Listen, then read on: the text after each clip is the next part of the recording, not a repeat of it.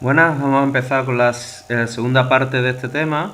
En este vídeo vamos a tratar el trabajo y la potencia, ¿vale? Pues bien, vamos a empezar. El trabajo. Lo primero os diré que, bueno, a lo largo del día realizamos multitud de tareas que requieren un esfuerzo físico. Entonces solemos decir que estamos trabajando. Sin embargo, para física, el concepto de trabajo es un poco distinto. Para realizar un trabajo y por tanto transferir energía, hay que aplicar una fuerza sobre un cuerpo que se desplaza. Esto quiere decir que si el cuerpo sobre el que estamos actuando y estamos ejerciendo una fuerza, si este no se mueve, pues realmente no estamos realizando un trabajo. Y ahora lo vais a entender. Mira, esta sería la fórmula general con la que se calcula el trabajo. Trabajo va a ser igual a fuerza efectiva, que estáis viendo ahí con F mayúscula, acordaros que es un vector, por desplazamiento. Este delta R es un desplazamiento, es posición final menos posición inicial, es lo que se mueve el objeto. Y eso más adelante vamos a ver que esa fuerza efectiva es igual a la fuerza que nosotros realizamos por el coseno de alfa y por delta R. Ese coseno de alfa, ese ángulo, el alfa, es el ángulo que hay entre la fuerza que nosotros estamos realizando, la dirección de esa fuerza, dirección y sentido, y la dirección y sentido del desplazamiento. Según esta ecuación, nosotros podemos decir que el trabajo realizado por una fuerza constante sobre un cuerpo es el producto de la fuerza efectiva, la componente de la fuerza en la dirección del desplazamiento, por el desplazamiento que sufre ese cuerpo. En el sistema internacional, esa fuerza se mide en julio y un julio, como veis que el trabajo es fuerza por desplazamiento, si tenemos en cuenta sus unidades, el julio va a ser siempre normal por metro. Como veis ahí en el dibujo, tenemos un bloque a la izquierda que ejercemos una fuerza con un cierto ángulo con respecto a la horizontal y ese bloque se desplaza una cierta distancia delta R. ¿Vale? Pues entonces ese ángulo es el ángulo que forma el vector fuerza y el vector desplazamiento. Como características, si os fijáis, tanto el vector fuerza como el vector desplazamiento son dos vectores, pero su producto nos da lugar al trabajo, que es un escalar. Bien, pues vamos a la siguiente forma. ¿Qué es lo que pasa ahora con ese trabajo? Puede ser positivo, puede ser negativo o puede ser cero. Y eso lo vamos a ver aquí, el signo del trabajo. En primer lugar, en la figura de la izquierda tenemos un objeto sobre el que realizamos o ejercemos una fuerza, que esa fuerza tiene la misma dirección que la dirección en la que se está desplazando el objeto. Por tanto, el ángulo entre la fuerza aplicada y el vector de desplazamiento, ese ángulo va a ser 0. Como ese ángulo es 0, el coseno de 0, que este coseno viene de la fórmula del trabajo que tenéis ahí arriba, ese coseno de 0, si lo ponéis en la calculadora, el coseno del ángulo 0 da siempre 1. Si ese coseno de 0, que es 1, lo sustituimos en la fórmula, como veis aquí abajo tenemos que el trabajo es fuerza efectiva por desplazamiento, y eso es igual, la fuerza efectiva la sustituimos por fuerza por coseno, y sería fuerza por coseno de 0 por delta R. Como el coseno de 0 hemos dicho que es 1, pues se nos queda fuerza por desplazamiento. Si la fuerza y el desplazamiento son ambos positivos, pues el trabajo, ese producto va a dar un valor positivo, mayor que 0.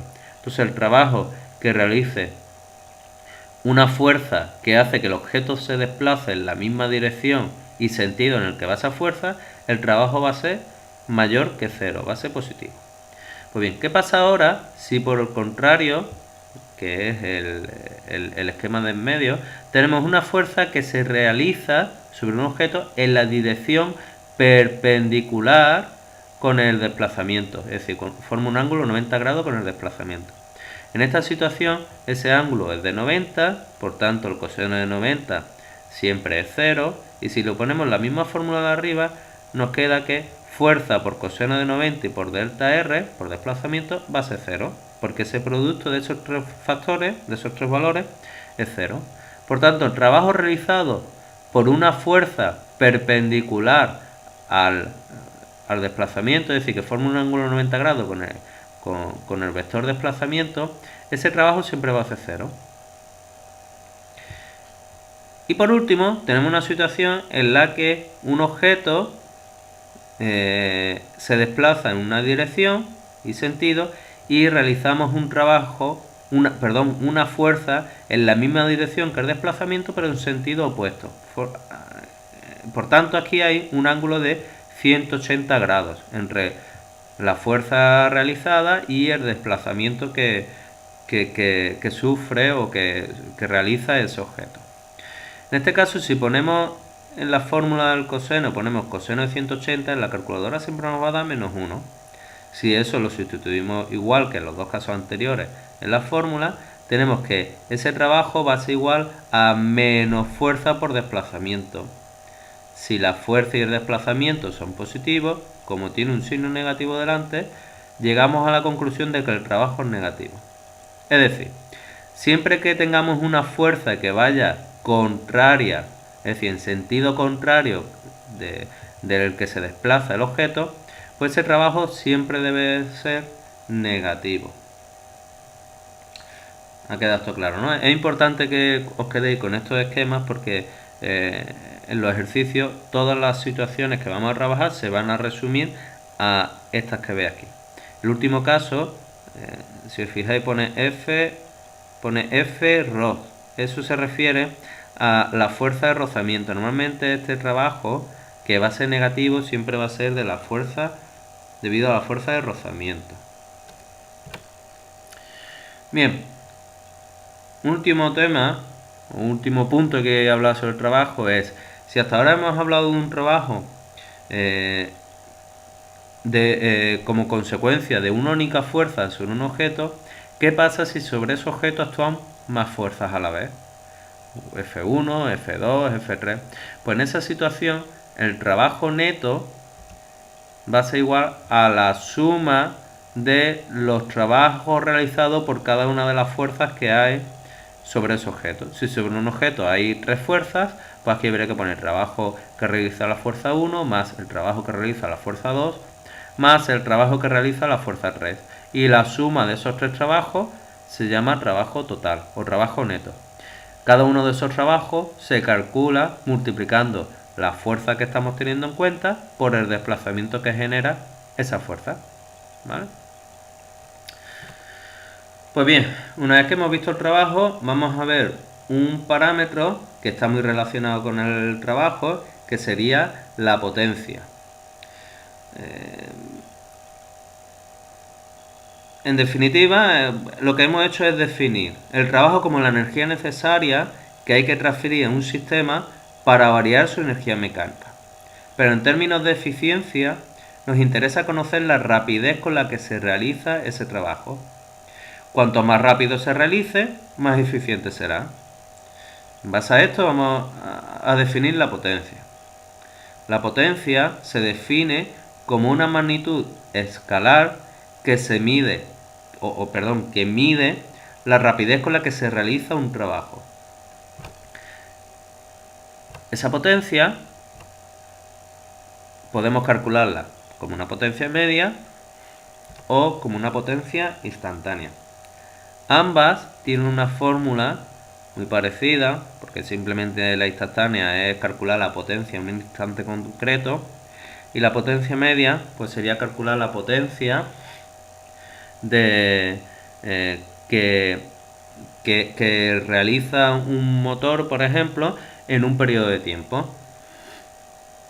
Ahí tenéis la fórmula. Bueno, lo único que comentar es que esto que veis aquí a la derecha de la potencia instantánea sería fuerza por velocidad media. Esa velocidad media será la velocidad que lleva el objeto al que lo estamos sometiendo a una fuerza. Esa velocidad media sale de dividir desplazamiento por variación de tiempo. Recordad que en cinemática decíamos que la velocidad es espacio partido tiempo, pues aquí lo tenéis, espacio partido tiempo, y eso os da velocidad. Sería otra fórmula derivada para calcular la potencia.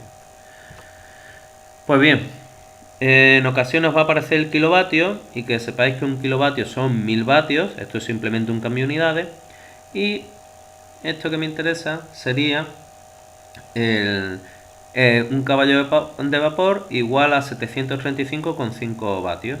Normalmente nosotros la potencia la vamos a medir en vatios, ¿vale? El vatio es julios partido segundo, entonces la potencia se mide en vatios. Y en ocasiones os dan los resultados y en muchas máquinas viene la potencia en caballos de vapor. Y esto, el caballo de vapor, se pasa a vatios mediante esta expresión que tenéis aquí. Un caballo de vapor es igual a 735,5 vatios de potencia. Pues bien, con esto espero que hayáis enterado de esta parte del tema. Repetid el vídeo las veces que necesitéis, hacer un resumen y preguntarme las dudas. Y hacer los ejercicios, que es importante. Pues venga, hasta luego.